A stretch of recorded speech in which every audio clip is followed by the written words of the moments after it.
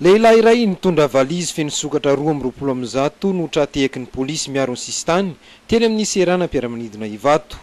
Efa teny amin'ny comptoir d'enregistrement no tratehaky ity lehilahy ity niaraka tamin'ny entana noentiny. Sidina MH 754 izotra ho an'ny Seychelles sy Malaisie no saika hitondrany azy. Ankoatra ity lehilahy iray ity, nisy namany roa hafa ihany koa voasambotra teny amin'ny parking, voalaza fa piray tsokombakomba aminy. Entitra dia entitra ny fitondram-panjakana amin'izao fotoana izao amin'ny famongorana ireo mpanondrana ny harem-pirenena.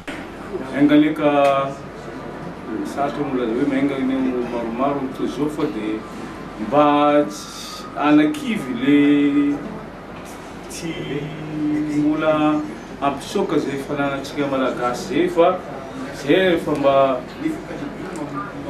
maro zay afatra amin'ny fiadivana angamba taditsika tsara ny afatra ny premier ministre rehefa izy ady efatra ao ny kolikoly ao ny ady afantrana ao ny indrindra ny ady amin'ity famoahana le arenitsika malagasy reto ary reto anisan'ny tafiditra anaty.